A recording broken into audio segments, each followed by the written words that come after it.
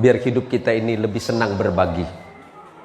Jangan senang berbagi di saat kaya, tapi berbagilah di saat miskin. Kalau berbagi di saat kaya itu biasa, tetapi berbagi di saat miskin dan kesusahan itu baru luar biasa. Berbagi di saat kita miskin itu hebat.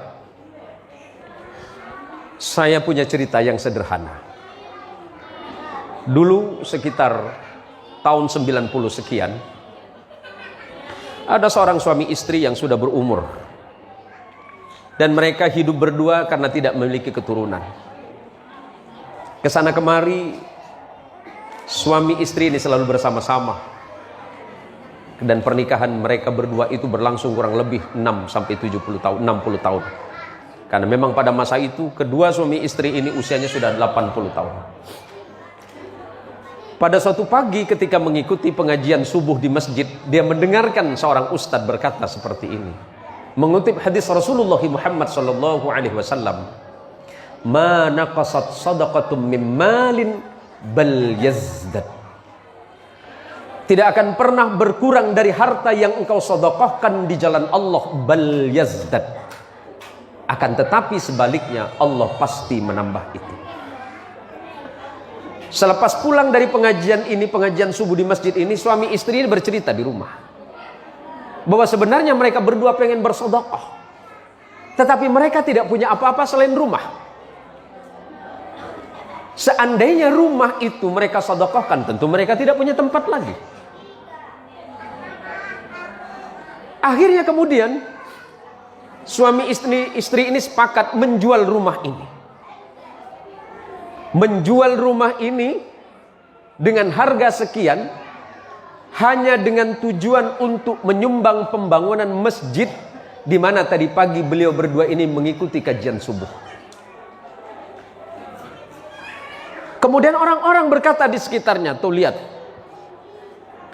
suami istri menjual rumahnya dan mereka sekarang ngontrak hanya untuk menyumbang masjid. Apakah mereka berpikir Allah akan membalas mereka dengan kebaikan? Timbul gunjingan di masyarakat. Tapi mereka berdua yakin kepada Allah bahwa Allah tidak akan pernah mungkir dari janjinya. Siapapun yang berbuat baik, Allah akan membalas kebaikan yang lebih. Allah pasti akan membalas. Dari sisa uang yang mereka sumbangkan ke masjid, separuh dari harga rumah, kemudian mereka berdua berangkat umrah. Mereka berdua berangkat umrah hanya sekedar untuk menghabiskan sisa hidup mereka beribadah kepada Allah di Baitul Haram.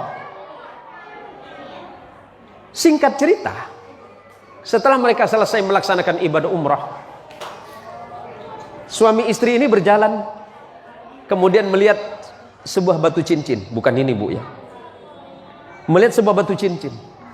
Suami ini pengen kenang-kenangan. Suami ini pengen kenang-kenangan dan kemudian tanya berapa harga cincin ini.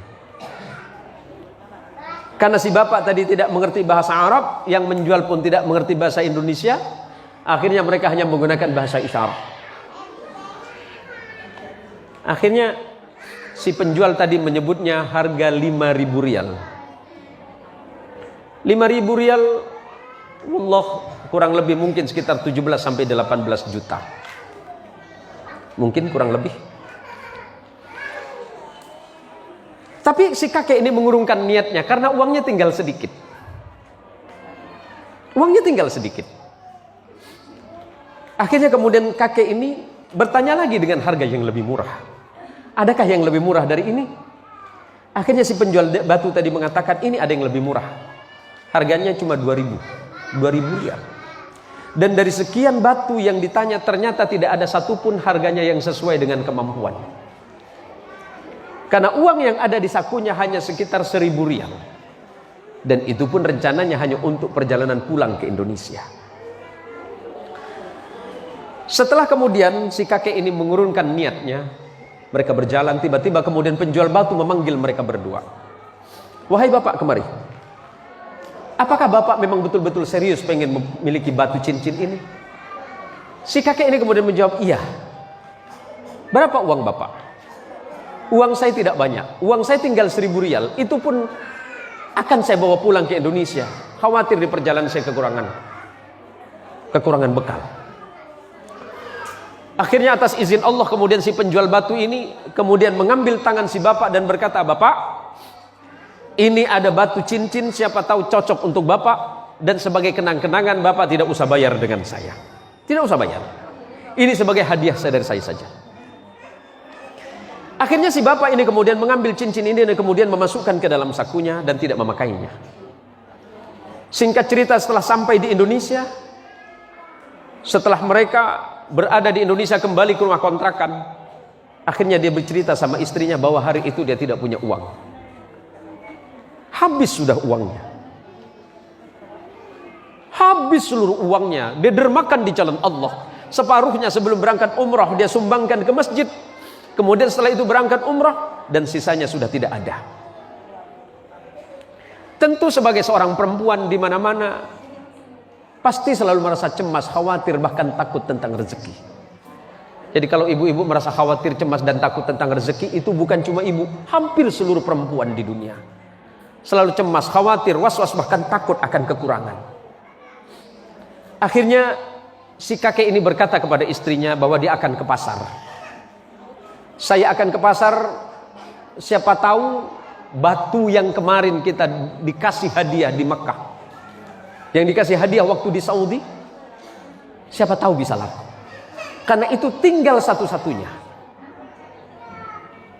Setelah sampai di toko emas, kemudian si kakek ini memang dari pertama menerima batu ini tidak pernah melihat batu ini.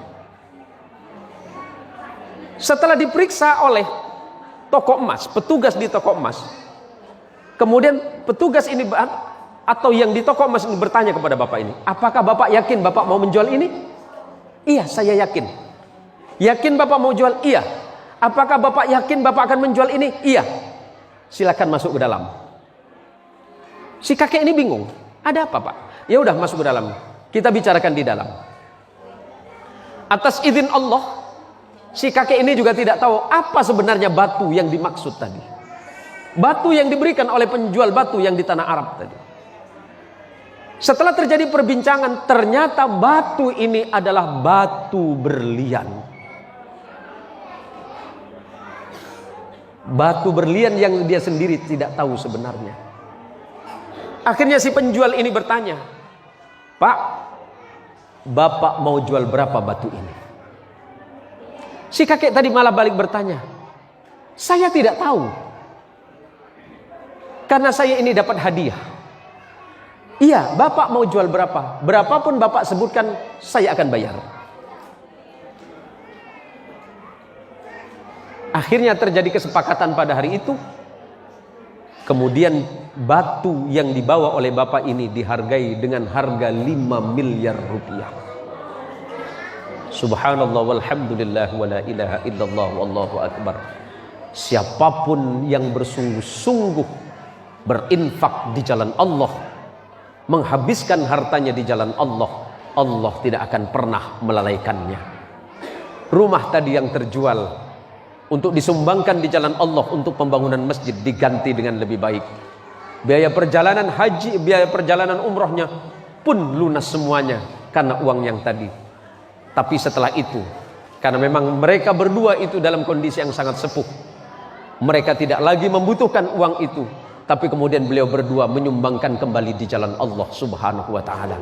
Begitulah ketika hati seseorang sudah betul-betul terikat dan yakin serta percaya kepada nikmat dan rezeki dari Allah, bahwa rezeki itu urusan Allah, sementara bekerja adalah urusan kehidupan manusianya.